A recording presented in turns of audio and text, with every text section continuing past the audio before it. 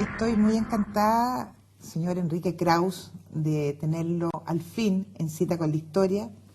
Tú casi no necesitas presentación, llevas muchos años en la política, fuiste ministro de Economía y subsecretario del Interior bajo el gobierno de Frei Montalva, después jefe nacional de la campaña de Tomic, después de Elwin, y fuiste el primer ministro de la transición, ministro del Interior del gobierno de don Patricio, presidente y vicepresidente de la ADC, diputado, candidato a senador, fuiste derrotado ahí en el norte, dicen las malas lenguas que no muy bien, en fin, embajador en Ecuador, en la República Checa, también en España.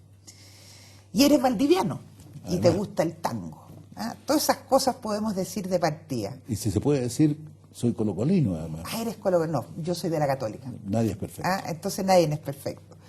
Cuéntame, Enrique, tú eres abogado además y estudiaste en el Instituto Nacional. Cuéntame un poco cómo fue tu primera entrada, digamos, a la política a través de un colegio tan emblemático hoy día en Chile. Bueno, primero que nada, gracias por tener esta oportunidad de conversar contigo. Hemos hablado muchas veces. Este país tiene esa ventaja, ¿no es cierto?, que nos conocemos y nos sabemos tratar entre amigos, y a veces también tenemos que tratar a los que no son tan amigos, pero en este caso estoy ante una muy buena amiga. Y me llevas a una parte importante de mi vida. Evidentemente el periodo de formación para uno es determinante. Yo estudié por una serie de circunstancias que es una lata explicarlas, circunstancias familiares. Estudié en el Instituto Nacional y también en el Liceo Barros Borgoño. O sea, soy un típico hijo de la educación fiscal laica y gratuita. Porque soy además una especie yo podría posar para ser una estatua del hombre de la clase media chilena. Pero sería de alto costo atendido mi volumen, de tal manera que no postulo a modelo de... y en consecuencia conocí ese periodo tan realmente fecundo que tuvo la educación chilena y que permitió que, al revés de lo que ocurría con otros en los países del continente, tal vez solo Uruguay, tal vez solo Costa Rica, potenciaban la excelencia académica y profesional como para ir generando las clases dirigentes.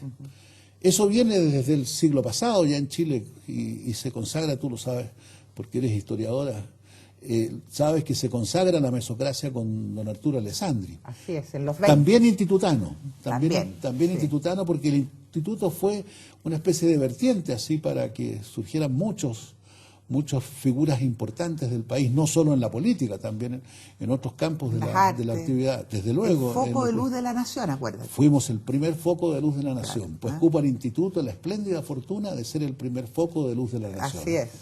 De tal manera que viví esa experiencia con grandes profesores, el amor por la literatura, por ejemplo. En ese instituto existía una biblioteca tal vez solo comparable con la biblioteca de la universidad, que quedaba además al lado, en Santiago, y además la la Biblioteca Nacional. Una biblioteca riquísima a cargo de un gran bibliotecario que era un profesor, Ernesto Buero Lillo, que venía de la Universidad de Concepción. Sí, claro. De la manera que era un semillero de allí provienen numerosos amigos míos y proviene precisamente ese sentido de transversalidad de la realidad social chilena. El instituto recibía desde hijos de profesionales, de figuras destacadas, hijos de comerciantes, inmigrantes. Yo fui, por ejemplo, en dos cursos del instituto, fui compañero no de curso, sino que compañero de banco, de quien después fuimos colegas en el ministerio, de René Abeliuk. Fíjate. René, y él lo sabe, así que lo puedo decir públicamente, René era de los más mayores del curso, y yo era el menor de todos, porque entré muy niño ahí. Y precisamente porque él era muy buen alumno y muy buena conducta, me sentaron me sentaron al lado de él para que me tratara de portar bien. No tuvo éxito, pero somos amigos desde entonces. ¿Y no entraste al Partido Radical? No entré al Partido Radical. Ajá. Eso fue entonces ahí fui conociendo y ahí se me fue despertando, y mucho más después en el Barros Borgoño. El Barros Borgoño tiene otra connotación. Sí. El Barros Borgoño o era y es todavía un liceo de barrio, no digo proletario, pero era un barrio de una clase media más inferior.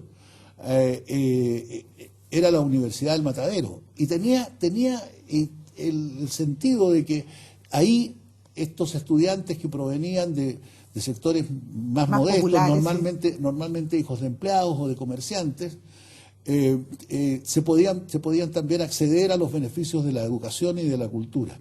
Y también con gran empeño, ese fue la nutriente que tuve respecto de que ahí había que esforzarse por salir adelante. Y a la larga, yo creo que desde muy joven me sentí muy comprometido y agradecido con lo que había recibido del Estado chileno. Tú, perdón Enrique, tú después seguiste en esa línea al entrar a la Universidad de Chile a estudiar Derecho. ¿Entraste a la política en el colegio o No, en la universidad. En la universidad. En la universidad. Sí, mi primer, porque yo no provengo de una familia política. Mi padre era funcionario de la antigua Caja de Ahorros, Caja Nacional de Ahorros, luego el Banco del Estado. Entonces proveníamos de ahí, algunos de mis tíos fueron profesionales, tuve uno de ellos que llegó hasta general de carabineros, en fin. ¿Origen del apellido Kraus? Alemán. Alemán. Mi abuelo llegó siendo muy niño, creo que de 2 años o 3 años llegó de Alemania con sus padres. La madre murió y mi bisabuelo se casó con una chilena. No llegaron al sur, como es la tradición. Yo soy valdiviano porque mi padre, funcionario del banco, recorría igual que los funcionarios de las Fuerzas Armadas, los oficiales de las Fuerzas Armadas, el personal de las Fuerzas Armadas y Carabineros, todo el país. Así. A mí me tocó Valdivia, de lo cual me siento además muy orgulloso. Mi abuelo llegó como niño al norte, a Iquique, porque su padre trabajaba en las salitreras, era experto, parece, en el manejo de los ferrocarriles, que eran tan determinantes en la época. Fundamental. Y bueno, él se crió ahí, con madre chilena, mantuvo el alemán, pero no lo entregó como herencia a su familia. Ninguno de mis tíos ni mi padre hablaban alemán. Porque además, él también se casó con chilena y se trabajó un tiempo también en las salitreras, pero ahí una misión presbiteriana, la iglesia más importante, no es la más importante en cuanto a número, pero la más relevante desde el punto de vista de la importancia económica en los Estados Unidos, tuvo una misión ahí funcionó por muchos años en Iquique, el Iquique English College, sí. Porque por la educación se metieron los presbiterianos también en Chile, y él fue pastor de la iglesia presbiteriana. Así que yo provengo por esa vía de una familia protestante, porque además después me crié con mis abuelos. Claro. Así que es decir, era una mezcla bien rara. Sí, una especie que puede ser hasta explosiva, pero sí, ave raris. Pero esa influencia se contrastaba con la de mi madre, que era católica. Claro. Pero se sumaba en una cosa que es la que mantengo, la absoluta convicción y creencia en Dios, pero en un Dios que acoge, ¿no? Que acoge, que tiene... No el Dios castigador. En absoluto. Ese era uno de las tónicas que tenía, lo que yo le escuchaba, lo que le alcancé a escuchar a mi abuelo, y que se enfrentaba con lo que veía en la Iglesia Católica, porque yo también iba a la Iglesia Católica, de tal manera que soy hoy día católico. Católico con escape libre, pero católico. Cuéntame, en la Chile tú entraste a estudiar Derecho.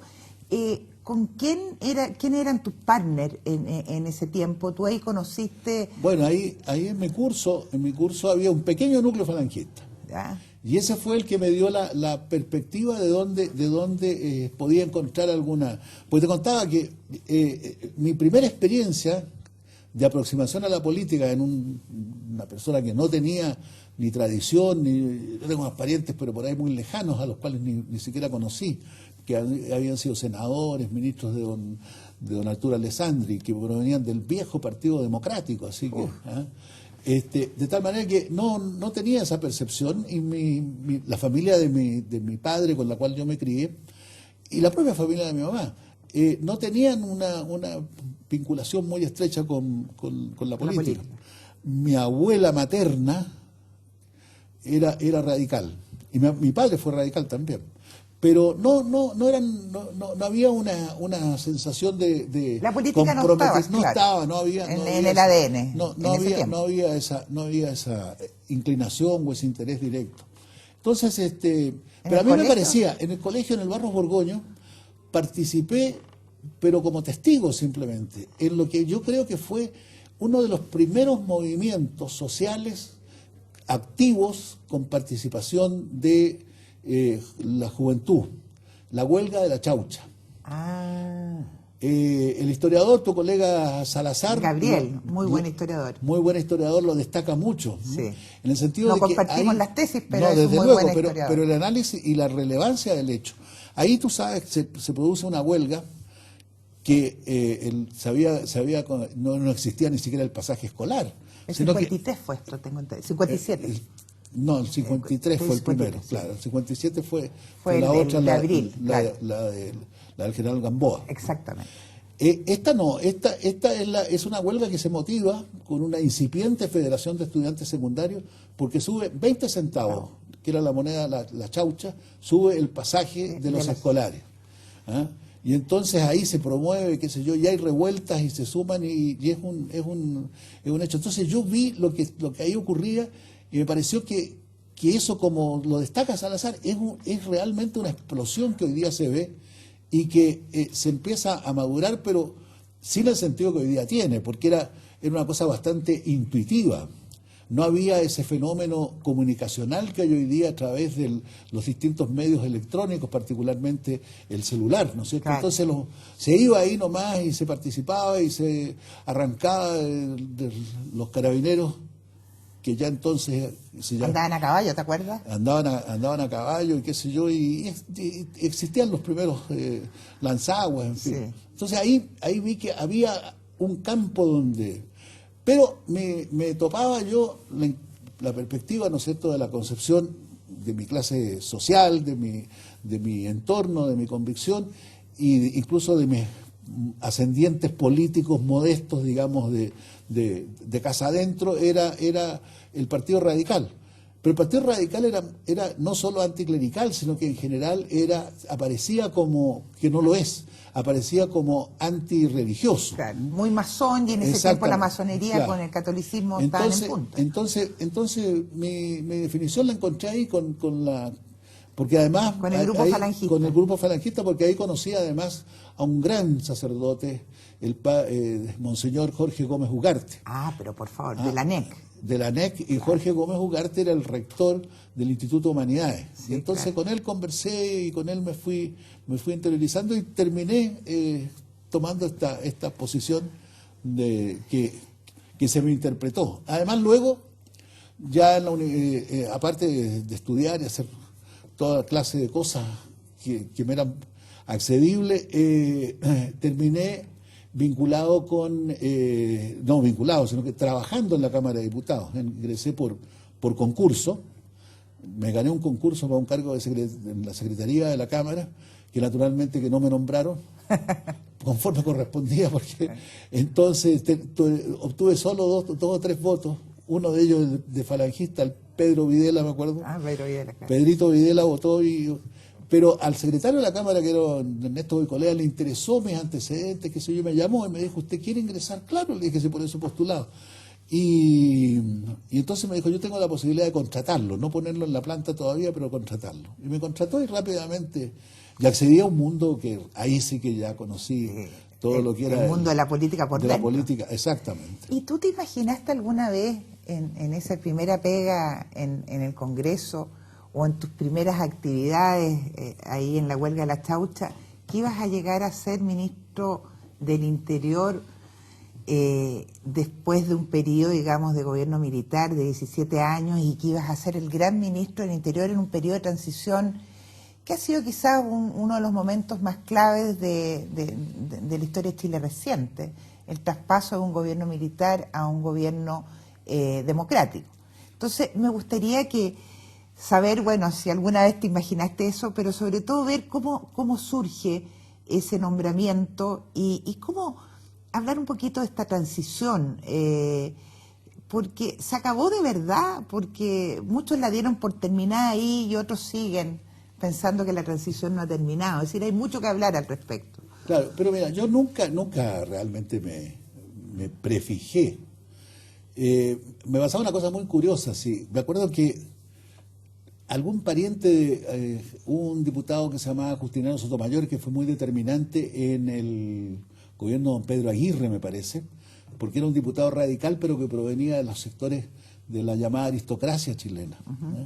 Y un hijo de él trabajaba en la Cámara, el chico Justiniano Sotomayor. Y Justiniano alguna vez me invitó a un cagullo en su casa, y había una señora que veía la suerte. Y entonces me miró la mano y me dijo, usted va a ser político. Y yo tenía mi compromiso militante, pero jamás pensaba haberme incorporado a lo que llaman la carrera política. Yo un poco me reí, pero se me quedó grabado, pero nunca me prefiguré que me podía dar estas cosas. ¿Estará viva esta señora para poder ir a consultarla? Yo supongo, transcurridos los años, yo creo que no. A lo mejor se habrá arrepentido de haber hecho estos pronósticos. Entonces, ahora, mira, mi primer contacto, bueno, ahí en la Cámara y trabajando en la Cámara, conocía a muchos parlamentarios, tenía al mismo tiempo actividad dentro del partido, pero no una actividad destacada. Me conocieron algunas figuras políticas, entre ellos particularmente Bernardo Leyton, y cuando triunfa el presidente Frei Montalva el año 1964, entonces... Gracias a la derecha. A ver, es decir, yo creo que alguna vez he escrito que eso, estamos hablando del naranjazo, ¿no es cierto? Usted está refiriendo al naranjazo, una elección complementaria. Ahora que hablan tanto de las elecciones complementarias, la verdad es que ni siquiera es bueno el nombre está mal puesto, porque las complementarias eran aquellas elecciones que se realizaban por disposición de la justicia electoral cuando faltaban votos o se anulaban votos y eso incidía en el resultado electoral. Entonces, para culminar esa elección se hacían en determinadas zonas de las circunscripciones, comunas o qué sé yo, o en todas las circunscripciones si había fallas o vicios en eso. Estas eran extraordinarias. Claro. Y entonces, bueno, ahí se produce Curicó con tres candidatos, ¿no es cierto?, que representaban a las postulaciones más latentes ahí, para las elecciones del 64. Claro, las elecciones fueron en el 63. Muere el diputado socialista Óscar Naranjo. Exacto. Óscar Naranjo le restaba más de un año, un poquito más de un año, porque ese era el plazo, ¿te acuerdas? Un año, si fallecía o se vacaba el cargo por cualquier motivo, con menos de un año se dejaba vacante. Pero si faltaba más de un año, se convocaba a elecciones estas, que son en realidad elecciones extraordinarias. Bueno, se convocan estas elecciones, ¿te acuerdas tú? Y va 3 candidatos, cada uno representando a los 3 tercios. A los 3 tercios que entonces y ahora parece, a mí se me ocurre que de repente van a aparecer los 4 cuartos también, no para cantar, sino que para producir. Sí.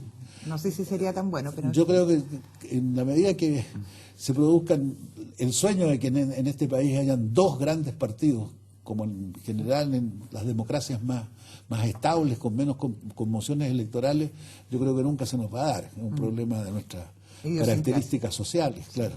Bueno, entonces ahí están los 3 candidatos. El hijo del fallecido Óscar, claro, el doctor Naranjo, por nosotros iba el Vitrola Fuensalida y por la derecha Ramírez, claro, que por cierto acaba de fallecer hace muy poco.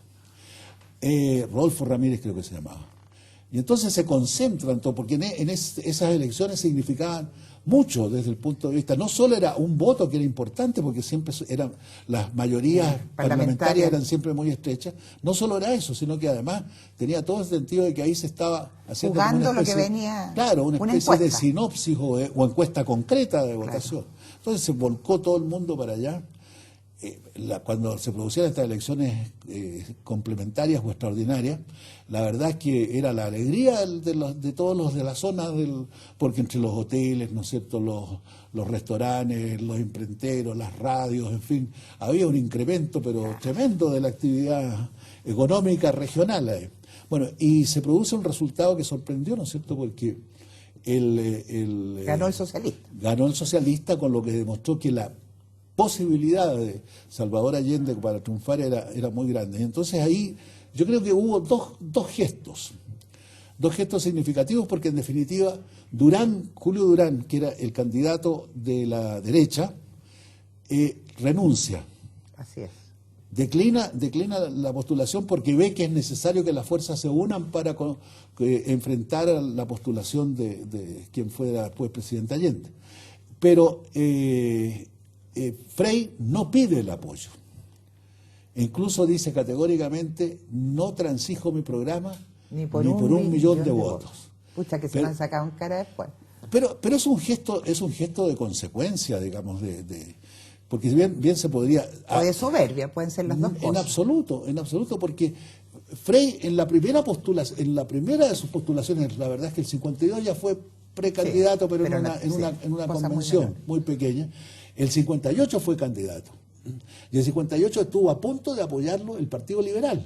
A punto. Hasta que el discurso de Raúl Marín Balmaceda, ¿no es cierto? Que le vino un infarto, que además le vino un infarto y falleció. Entonces tuvo toda esa conmoción, de tal manera que el Partido Liberal en definitiva no lo apoya y apoya a Jorge Alessandri.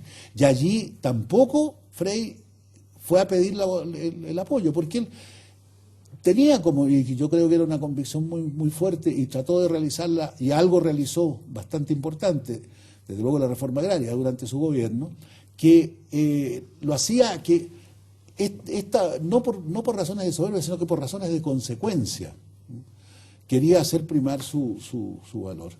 Bueno, y ahí, claro, gana Frei con los votos de la derecha, que se asusta frente a este triunfo, ¿no es cierto?, como tú muy bien dices, del candidato Naranjo.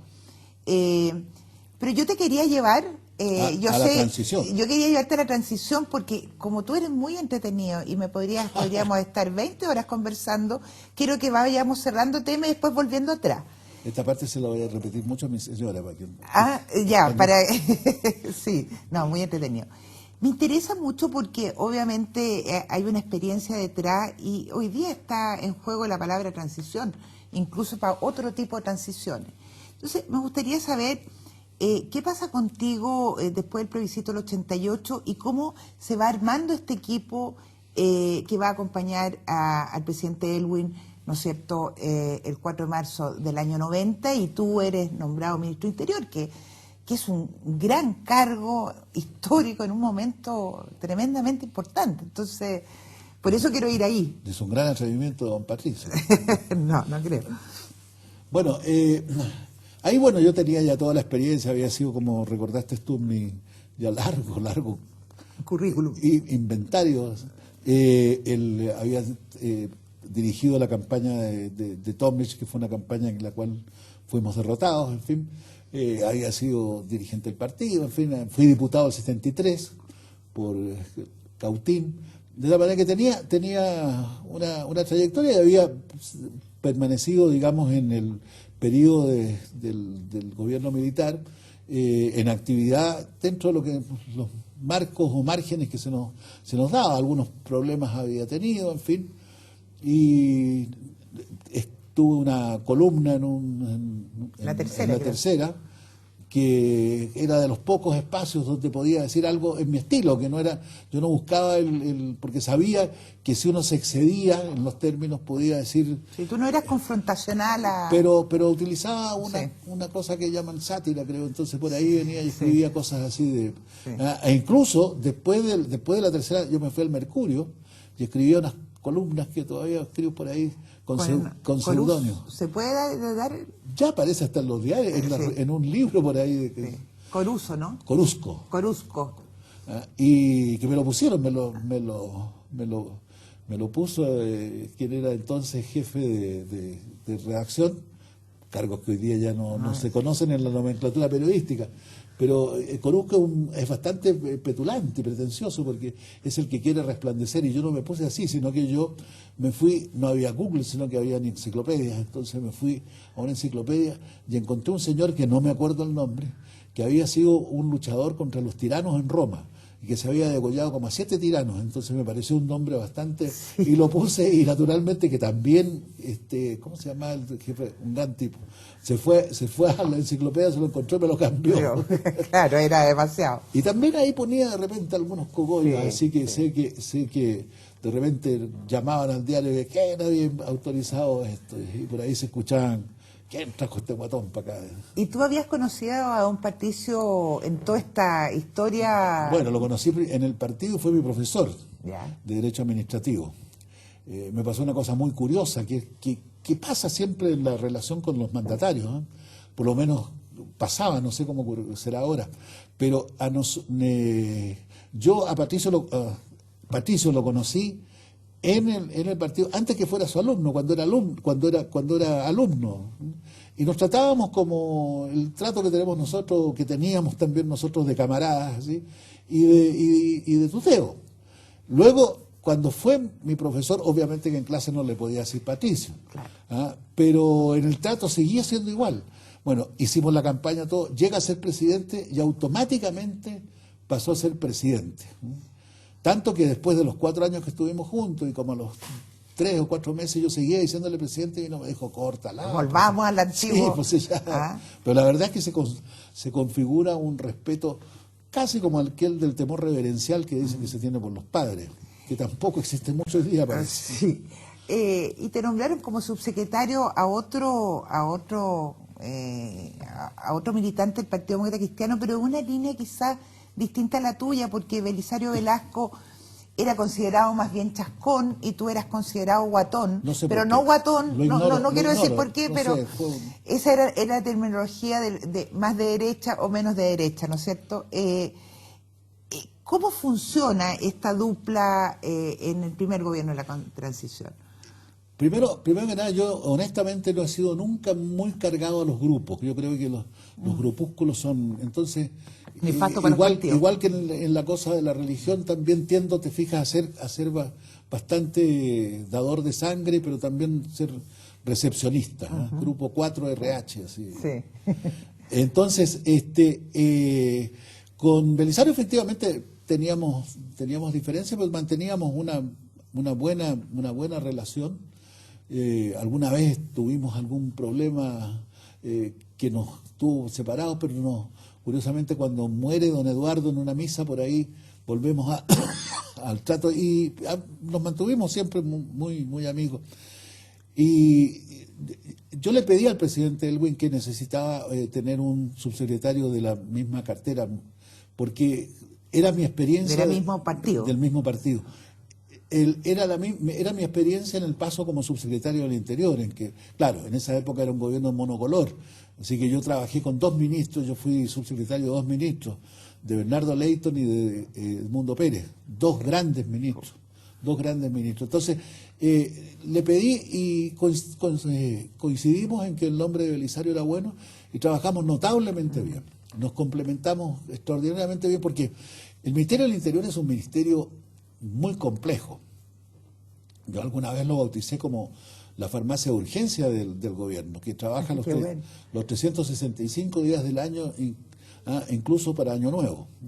Porque es el ministerio de los problemas. Normalmente al Ministerio del Interior no se llegan a plantear, sino que todas las dificultades que se dan en todas las áreas especiales o específicas del gobierno, todos de alguna manera terminan repercutiendo en el interior. De la manera que hay que estar metido en todo. Entonces, la posibilidad de contar con una persona de confianza, como era Belisario, confianza humana, Era importante. Era importante. Y desde el punto de vista político jamás tuvimos, nos complementamos extraordinariamente bien y yo creo que hicimos un buen equipo. Yo creo que uno de los hechos fundamentales en ese periodo en que tú estuviste y que hoy día de alguna u otra manera está cobrando vida a raíz de los últimos acontecimientos que estamos viviendo este año, que es el asesinato de Jaime Guzmán. Tú eras ministro del Interior en ese momento, yo recuerdo, todavía era muy chiquitita, tú te imaginas, pero No, sin duda. yo recuerdo que tú fuiste, ¿no es cierto? ¿Y tu mamá te dejaba ver televisión? Sí, me dejaba ver televisión todavía. Y fue un momento difícil para Chile, un momento difícil para el gobierno, un gobierno de transición. ¿Cómo viviste tú eso? ¿Nos puedes contar? Porque tu mirada no la conocemos históricamente. Esta es tal vez uno de los hechos dramáticos, no el único. Tal vez en el recordatorio habrá otro que es el ejercicio de enlace. No el de enlace, el boinazo fue el que me tocó a mí. Fueron los más espectaculares, más duros. Nosotros llegamos al gobierno y la verdad es que no solo eran 17 años de ausencia, también era un mundo que había cambiado, un país que había cambiado. Y era un gobierno que se reinauguraba, porque la verdad, y no hago ningún enjuiciamiento de carácter político, sino que simplemente histórico. La verdad es que nosotros en el plano del orden público tuvimos que partir de nuevo, absolutamente de nuevo. Porque por las razones que fuere, y repito, no estoy haciendo críticas, sino que estoy haciendo constataciones, por las razones que fuere, todo el tema de orden público en su vasto alcance, con todas las implicancias que él tiene, durante el gobierno militar fue manejado por un organismo que no correspondía a la estructura regular que el país tenía, que originalmente al 73 eran las dos policías, Carabineros de Chile y la Policía de Investigación. Todo había quedado con radicado. Los PP, con la policía política, los guatones, ¿te acuerdas? En esa época eran todavía los pero PP. Cada vez Carabineros había ido tomando mayores responsabilidades. Entonces estaba la DINA y la CNI, que habían sido los organismos de inteligencia. Y todo lo que se pudo haber realizado no quedó historia. Partíamos de nuevo. A ustedes no les entregaron ninguna ficha absolutamente ni nada. Nada. Yo tuve un excelente, a mí me correspondió porque ya estaba, era ministro del Interior designado, don Patricio me había planteado este tema. Me acuerdo que yo cuando estuve a cargo de la campaña, el presidente del comando era Enrique Silva, y Enrique era el encargado de acompañar al candidato en todas las campañas, en toda la campaña en provincias, incluso, no sé si al exterior, pero en todo caso en provincias. Yo me quedaba en Santiago porque a mí me correspondía hacer toda la preocupación con, bueno, todo lo que significa el trabajo de desarrollar una campaña presidencial. Pero en la última quise ir a entonces le dije a Enrique, mira, ¿por qué no te quedas tú y yo voy a Antofagasta? Y recuerdo cuando veníamos de vuelta en el avión, me acuerdo que venía otro de los candidatos, que era, pero era candidato a senador entonces, Arturo Alessandro Ibáez, venía sentado por ahí, y en el vuelo, don Patricio me dijo, bueno, ¿y qué quieres tú? Le dije, nada, pues si yo realmente aquí estoy porque he estado siempre, y además dentro de las definiciones internas del partido, yo siempre había estado al lado apoyando a Patricio, así que a don Patricio, al presidente después. Entonces, vino y me dijo, bueno, pero yo quiero que me acompañes. Yo había declinado una posibilidad que creo que se habría dado, incluso de candidato a senador por mi antigua circunscripción electoral de entonces, que era Cautín, que se había cambiado, pero en fin, era Cautín fundamentalmente. Y la novena. Y yo había declinado la posibilidad porque ahí podría haber salido porque mantenía todavía alguna vinculación. Tu núcleo, claro. Claro, y además había un potencial ahí candidato que realmente era un fenómeno electoral que era Jorge Lavandero. Así que perfectamente tal vez habríamos duplicado ahí. Tal vez, eso nunca se sabe. Pero entonces ya estaba definido, no tenía ninguna aspiración y no había resuelto absolutamente nada. Entonces me planteó tanto y yo vine y le dije, mira, yo creo una cosa, yo creo que los grandes presidentes, y tú vas a ser un gran presidente, hacen a los grandes cancilleres. A mí, si me estás insistiendo tanto, me gustaría ser ministro de Relaciones. Entonces, esto exclusividad no se lo he contado nunca a Enrique. Entonces, Enrique me dice el presidente, el candidato Elwin, me dice, fíjate que me dice, es el único cargo que tengo comprometido. Lo tengo comprometido con Enrique Silva. Ah, no, le dije, olvídate. Claro. Y efectivamente así fue. Eras muy amigo desde la universidad. Desde la universidad, claro. Ahora, entonces, ahí vino y me dijo, mira, yo quiero que seas ministro del Interior. Bueno, le dije yo, y ahí, bueno, te digo, nos encontramos con eso. Nos encontramos con que el Ministerio del Interior, responsable en la tradición histórica chilena, responsable incluso en los términos de la ley orgánica de ministerio, del orden público, no tenía fuerzas que dependieran de él. ¿Y ahí surge la oficina? Ahí posteriormente, no. La llamada oficina, que es un término que creo que lo ha tratado de descalificar una función esencial que debió existir, es producto precisamente del asesinato de Jaime Guzmán. Pues nosotros empezamos a montar, a organizar todo esto, pero realmente no teníamos. Veníamos incluso con reservas, con falta de recíproca confianza. Sí, claro. Porque ni Carabineros ni la Policía de Investigaciones además con una serie de problemas internos bastante graves, no confiaban en el gobierno democrático. Y nosotros también no confiábamos, entonces tuvimos que construir todo eso. Y paulatinamente fuimos preparando todo eso. Ahora, estábamos en este esfuerzo, ya habíamos tenido atentados terroristas, acuérdate el atentado que hubo contra el general Lee, Sí, claro. incluso asesinatos, y una actividad porque los quienes habían realizado durante el gobierno militar un conjunto de actividades para buscar su término por la vía de la violencia, no terminaron esa gestión, sino que siguieron para adelante y ya se transformaron en otra cosa. Y nosotros nunca fuimos partidarios de la violencia como forma de lograr cambios en la situación política del país. Entonces nos encontramos con eso y se produce el asesinato de Jaime Guzmán, que ¿Te pilló de sorpresa a ti? Absolutamente. ¿Quién te avisó? Yo estaba, no recuerdo específicamente, pero yo había estado de vacaciones fuera de Chile. Era el primer día que yo regresaba, inmediatamente después de Semana Santa. Y me llamaron por teléfono, estaba empezando una reunión que había ocurrido esto. Le avisé al presidente y me fui al hospital militar, donde todavía no había fallecido físicamente Jaime. Yo no fui amigo de él, no fui amigo personal, así, pero tuvimos una buena relación. Incluso alguna vez en estas columnas de La Tercera sostuvimos una discusión, no recuerdo por qué tema, pero como por 7 semanas siguientes nos disparamos. Pero participé en más de un programa de estos de conversación que se hacían después de los campeonatos de fútbol. Ahí participamos porque él además era un gran aficionado al fútbol y sabía mucho de fútbol, era árbitro de fútbol. Claro.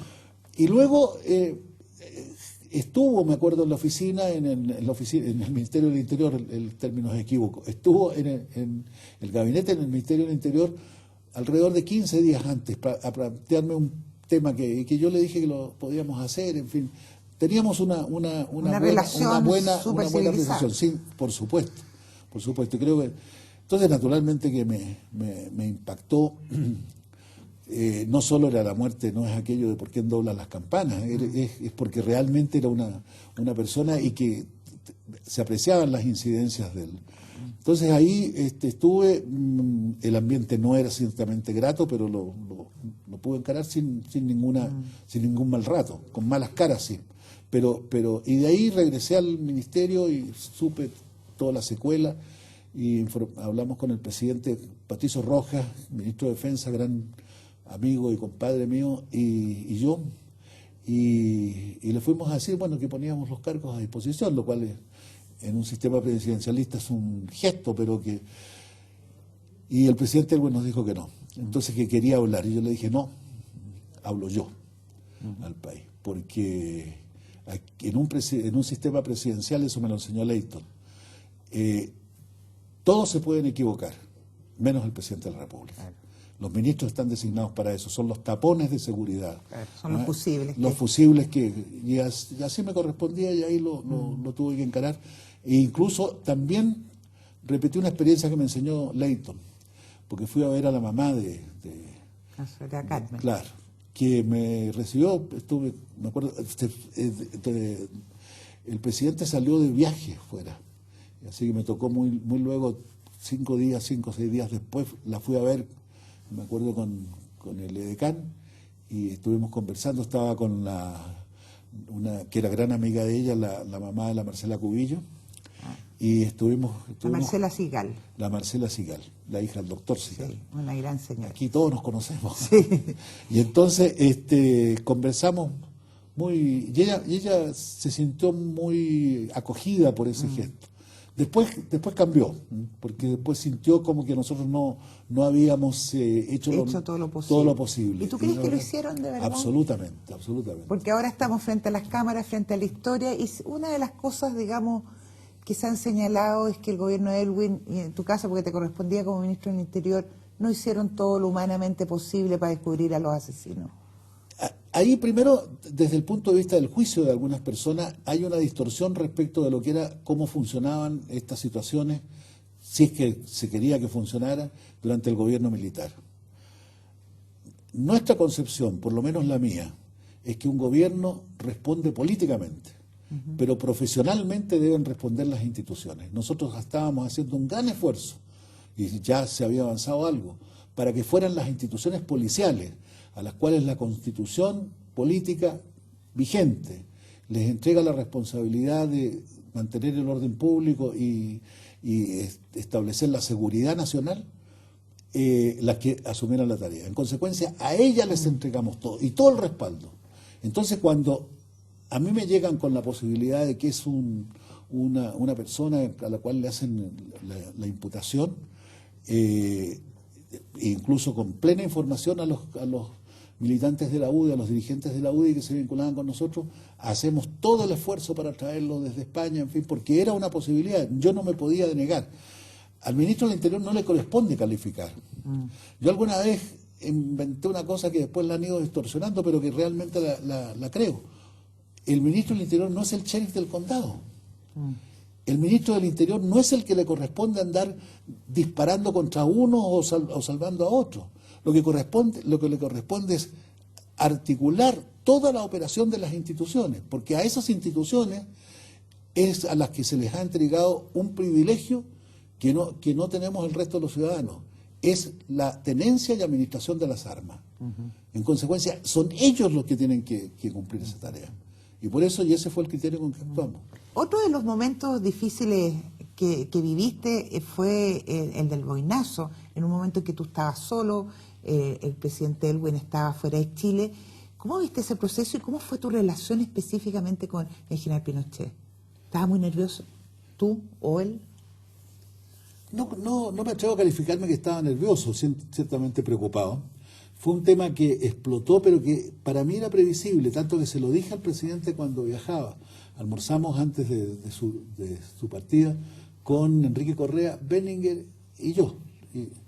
Y entonces el presidente me dijo, dejo el país tranquilo. Y le dije, oiga, presidente, pero yo acababa de saber que se habían enviado los antecedentes de la calificación de la quiebra del hijo mayor del general Pinochet al juzgado del crimen. Y eso sin duda podía provocar. Entonces, don Patricio, que hombre de derecho sobre todas las cosas, sí, me dijo categóricamente, la ley es aplicable para todo. Yo le dije, tiene toda la razón, pero hay que pensar en las implicancias que pueda. Y efectivamente se produjo, por esa vía explotó el asunto. Y hubo una coincidencia con una reunión que tenía de generales, y entonces se decreta, se pone un uniforme de campaña y empiezan a hacerse una serie de movimientos, en fin. Abajo en el Ministerio de Defensa, en la calle Bulnes, ¿no es cierto? Claro. Exactamente. Y entonces, cuando se produce esto, es un día viernes, yo ya, hice relación telefónica con mis colegas, y Enrique Correa, que era clave para enfrentar el asunto, Benninger andaba con el presidente, Enrique había viajado a Antofagasta. Entonces yo hice que le avisaran y prácticamente creo que en el mismo avión se vino Enrique, y junto más con Roja empezamos a delinear. Yo llamé, me llamó el general Ballerino, un excelente participante en este proceso complejo. El numerito que nos hemos hecho no es fácil. Yo creo que hay mucha gente en el extranjero que todavía no entiende. Lo lamentable es que también hay algunos en Chile que tampoco entienden. Pero realmente... Fue una transición difícil. Es decir, y el proceso mismo de realizar una transición hacia la democracia, después de venir un gobierno militar con todas las condiciones que tuvo, hacia el sistema democrático, pero no solo eso, sino que además una transición que se verifica con quien había sido el jefe del gobierno en una responsabilidad de tanto nivel como comandante en jefe del ejército. No es una tarea fácil. Bueno, entonces empezamos ahí una serie de forcejeos. El tema del hijo se planteó. El general Ballerino fue a La Moneda. Yo estaba de vicepresidente, como tú recuerdas, y entonces yo le dije que habían posibilidades, que tenían que moverse, qué sé yo, y que ese era el camino. Pero Pinochet se mantuvo por 3 días, en fin. ¿Qué se dieron ustedes? El día domingo, ya porque esta situación se mantenía, había mucha efervescencia, es decir, inquietud, en fin. Entonces el día domingo yo pensé que este asunto no podía mantenerse. Pensé que lo natural en un régimen que estuviera en plenitud de funciones y con fuerza sería haber procedido a abrir un proceso militar. Pero era obvio que no se podía, y menos lo podía hacer un vicepresidente que no tiene el atestado del respaldo popular en su nominación. Entre paréntesis, yo soy de los que cree que este país debe tener un vicepresidente elegido, pero eso es otro tema. Entonces, le pedí al edecán, que estaba de servicio, que se quedó en el Naval, que fuese a la casa del general Pinochet y le dijese que yo quería hablar con él. Bajo cuerda, digamos, no con periodistas. No, claro. Me hice el raciocinio de que yo no podía seguir en eso y que tenía que abrir. Entonces produjo, Pinochet era un gran viejo cazurro. Sí, claro. No me llamó él, sino que me llamó Sinclair, que es amigo mío. Entonces Sinclair me dice, ¿tú quieres hablar con el general? Sí, pues le dije, porque en esta situación... Y ahí apareció él. Entonces le dije, mire, tenemos que hablar de este asunto. Sí, me dijo, yo estoy dispuesto. ¿Y dónde nos juntamos? Bueno, venga a La Moneda, pues le dije. No, me dijo, ahí está lleno de micrófonos. Lo que puso usted le Claro, yo le dije, bueno, nosotros no hemos puesto ninguno, así que lo debe haber puesto usted. No, me dijo, venga aquí a la escuela de telecomunicaciones. Y yo, ¿cómo se le ocurrió? Pues yo para allá, pues no. Entonces busquemos un amigo, me dijo, entonces un amigo común. La verdad es que no teníamos muchos, pero Ballerino era uno. Y en la casa de Jorge nos encontramos y yo fui con Enrique Correa. En un gesto que le expliqué a mi compadre y amigo Rojas, con el cual sí tenemos amistad desde la época universitaria. No quería nada, Pinochet. Claro, le dije que tenía que entender que ahí no me dijo perfectamente, así que partí con Enrique y yo llegué, era ya de noche, 7 de la tarde, una cosa así, medio oscuro, y había llegado ya Pinochet y yo fui solo con mi chofer, me bajé y había gente, personal militar rodeando la casa, no mucho, pero había. Y se presenta un oficial con una metralleta. Entonces yo lo saludé, buenas tardes, señor vicepresidente, me dice, y prendió armas, digamos. Entonces dije, hasta aquí vamos bien, porque todavía no. Y entré a la casa de Ballerino. Ballerino también me recibió con su mujer muy amablemente. empezamos a hablar de música y ahí apareció Pinochet, que estaba ya en la casa. Esperamos a Enrique, que llegó, y ahí tuvimos una conversación que a ratos fue dura, en el sentido de representar el tema de los problemas del hijo no se ventilaba, no estaba. Él puso sobre la mesa otra serie de temas, el más esencial de los cuales eran dos. Uno, la demora en expedir por parte del Ministerio de Defensa determinados decretos que necesitaba, y el otro, el tema de la situación general de las Fuerzas Armadas, de los funcionarios, los oficiales de las Fuerzas Armadas en los procesos militares. Bueno, llegamos a la conclusión que todo eso se podía conversar y que podíamos. Entonces llamó a alguien y dijo, traiga el acta. Tenía un acta redactada, yo que quería firmar esas cosas así. Sí. Le dije, no, le dije, usted tiene que. Aquí estamos hablando, yo soy hoy día el porque lo dispone así que usted tiene que tener confianza. Ya, le dijo, retírese. Y efectivamente, bueno, ahí se solucionó, se demoró un poco después en implementarlo, sí. Pero Ayerino Y luego vino un proceso que yo creo que ahí no fue lo adecuado de haber, como los términos en que se planteó una norma legal, que en definitiva no tuvo apoyo. Uh-huh. Pero bueno, superamos el tema. Sí. Y logramos que se siguiera este proceso de transición que yo creo que ha sido realmente positivo. Sí. ¿Realmente la transición terminó, tú crees, en el gobierno de Aylwin? Y porque te voy a hacer la última pregunta que está en relación con eso. Está la tesis de Carlos Cáceres y la gente que de alguna manera acompañó al gobierno militar, que es que el proceso de transición en Chile se debió a la Constitución del 80. En el fondo lo que se hizo fue el 89 entregar el poder, después de un plebiscito que fue perdido. ¿Tú podrías estar asumiendo esa tesis o esa hipótesis como verdadera? No la he conversado con Carlos Cáceres, que fue un buen elemento para realizar la transición y con el cual mantengo buenas relaciones. No lo hemos tocado así tan profundamente. No, yo no creo que ahí la Constitución del 80 no es la Constitución del 80 con la cual se inicia el proceso de transición. La Constitución del 80 está modificada medianamente y muy precariamente, me equivoco en el adjetivo, muy precariamente. Después del 88. En las modificaciones después del 88, las modificaciones que se hicieron en el 89, como previas para asumir el mando y realizar las elecciones, mantienen todavía una estructura que aún todavía no hemos concluido de perfeccionar.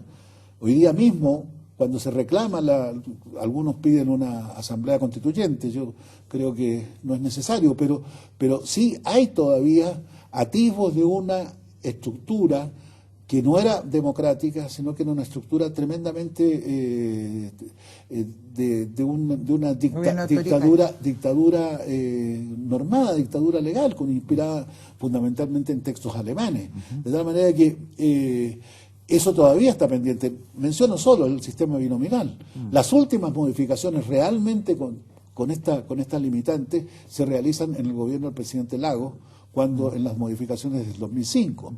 De la manera que no es ahí. A mi juicio, la transición concluye en las elecciones para presidente. Uh-huh. El 90. Puede ser el 90. Puede ser también el 89. Puede ser también la Constitución del 25, la firma de Ricardo Lagos, ¿o eso es muy tardío ya? No, eso es muy tardío. No, yo creo que está ahí la fecha, o el plebiscito o la asunción del gobierno democrático. Y luego se van perfeccionando, porque además la historia de las democracias en el mundo, y tú lo sabes, la historia es un permanente cambio, se van las constituciones, los textos legales, la democracia misma se va adecuando a las necesidades de la época. La primera democracia, la de los griegos, no tiene nada que ver con la que vivimos hoy día. Y eso hace entender los procesos recientes que se viven en Chile, si bien las fórmulas que se encuentran no son las más adecuadas.